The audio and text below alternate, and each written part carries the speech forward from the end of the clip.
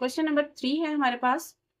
Right to proper subsets of each of the following sets. हमें ये जो sets दिए गए हैं इनके हमने प्रॉपर सबसेट्स लिखने हैं और दो सेट लिखने हैं। इसके बारे में समझेंगे कि प्रॉपर सबसेट क्या होते हैं और प्रॉपर सबसेट समझने के लिए जरूरी है कि आप सबसेट के बारे में भी पढ़ लें। कोई element of a set A, अगर एक सेट ए हो और उसका हर एक रुकन is an element of set B, B का भी रुकन हो, यानी आपके पास दो सेट हैं, एक ए है एक बी है, और ए का हर रुकन बी का भी रुकन हो, then A is subset of B. तो इस तरह से ए जो है वो सबसेट होगा बी का। हमारा क्योंकि क्वेश्चन है प्रॉपर सबसेट का, if A is a subset of B, अगर ए बी का सबसेट है and B contains at least one element, लेकिन बी में कम से कम एक रुकन ऐसा हो जो कि ए का रुकन ना हो, ए का एलिमेंट ना हो, यानी आसान जुबान में समझ लें कि बी में एक एक्स्ट्रा एलिमेंट होना चाहिए।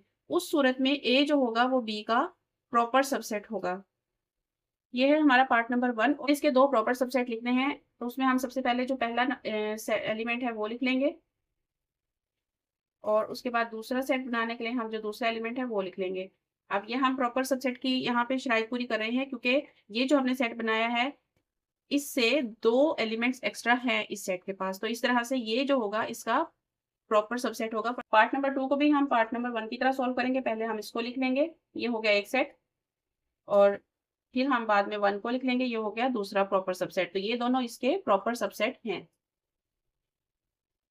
थर्ड पार्ट में हमें सिर्फ एन दिया गया है। एन क्या होता है? एन होता है नेचुरल नंबर।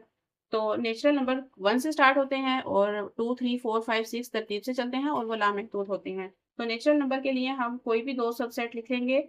हम 1 भी लिख सकते हैं, 2 भी लिख सकते हैं, 3 भी लिख सकते हैं, 4 भी लिख सकते हैं, 1 से लेके आगे।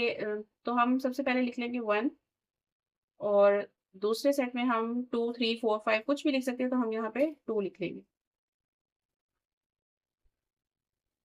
नेक्स्ट हमारे पास आ गया है जेड। जेड होता है सेट ऑफ इंटीजर्स। इंटीजर्स में 0 से नंबर स्टार्ट होते हैं और नेगेटिव और पॉजिटिव सब नंबर्स होते हैं। तो इसके भी दो सबसेट लिखने के लिए हम कुछ भी लिख सकते हैं। हम नेगेटिव में भी लिख सकते हैं, हम पॉजिटिव में भी लिख सकते हैं। तो यहाँ पे हम ले लेते हैं 2 और दूसरा सेट हम बना लेंगे -2, क्योंकि सेट ऑफ इंटीजर्स में नेगेटिव नंबर्स भी होते हैं और पॉजिटिव नंबर्स भी होते हैं। तो हम उनमें से कोई भी नंबर यहाँ पे लिख सकते हैं। 3 भी लिखा जा सकता है, 4 भी लिखा जा सकता है। क्यू जो है वो रैशनल नंबर को ज़ाहिर करता है, वो नंबर्स जिनको हम पी ओवर क्यू की फॉर्म में यानी बटे की फॉर्म में लिख सकें, ये उन नंबर्स को ज़ाहिर करता है। तो उसके लिए हम लिख लेंगे इस तरह से, यानी कि पी ओवर क्यू की फॉर्म में।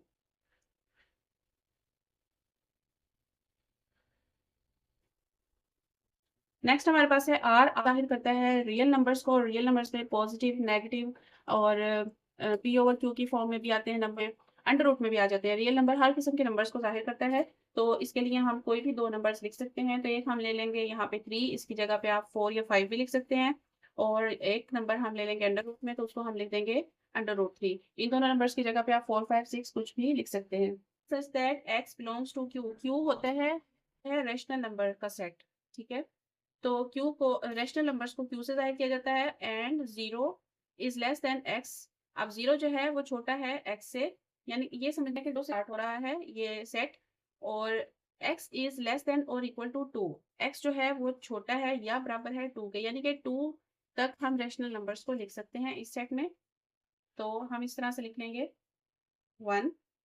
रैशनल नंबर में सिंपल काउंटिंग भी आती है और इसको हम p ओवर q की फॉर्म में भी लिख सकते हैं। तो इसको हम लिख लेंगे 3/2। 1/2 भी लिखा जा सकता है यहाँ पे, यानी कि 2 से छोटे-छोटे जो 2 से छोटे जो नंबर्स हैं वो हम यहाँ पे लिख सकते हैं। तो हम ये दो नंबर्स इस तरीके से लिख लेंगे। तो ये इसके प्रॉपर सबसेट हैं। क्वेश्चन नंबर 4 है, is there any set which has no proper subset? If so name that set.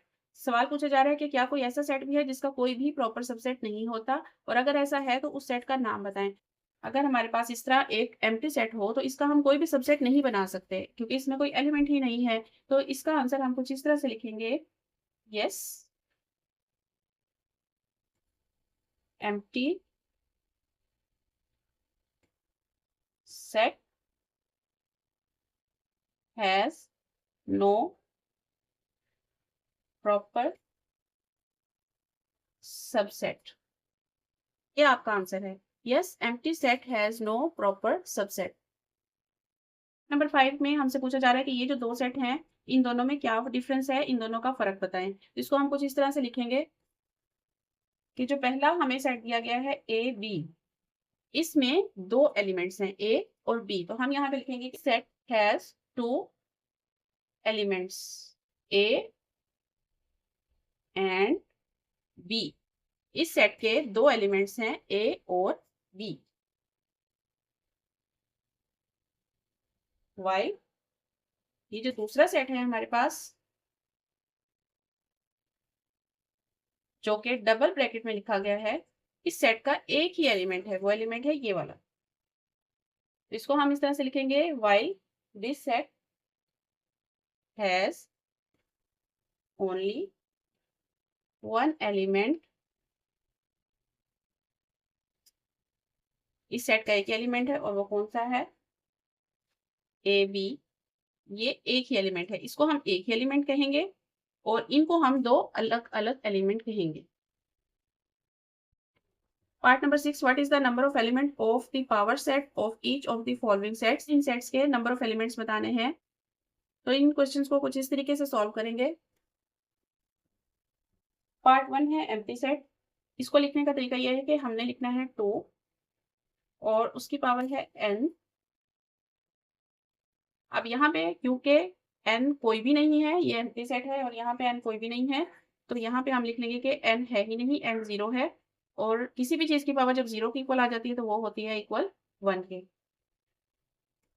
Part number 2 को भी हम पार्ट नंबर 1 की तरह ही लिखेंगे। यहाँ हमने लिखना है 2 और यहाँ पे हमने लिखना है n, जो कि उसकी पावर होगी। यहाँ पे हम इस तरीके से लिखेंगे। अब यहाँ कितने एलिमेंट्स हैं, 1 2, ठीक है, 2 एलिमेंट्स हैं, तो हम यहाँ पे लिख लेंगे 2 और ये हो जाएगा 2 2 ज़ार 4। 2 को 2 टाइम मल्टीप्लाई करेंगे तो हो जाएगा 4।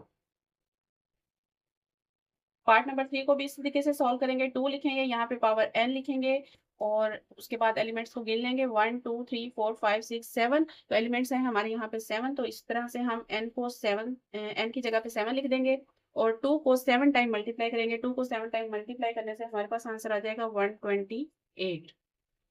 नंबर 4 को भी एज इट इज सॉल्व करेंगे, जैसे कि हमने पार्ट नंबर 1 2 और 3 को सॉल्व किया। 2 की पावर n लिखेंगे और इनको हम गिन लेंगे 1 2 3 4 5 6 7 8। तो यहाँ पे हम लिखेंगे 8 और उसके बाद 2 को 8 टाइम मल्टीप्लाई करेंगे।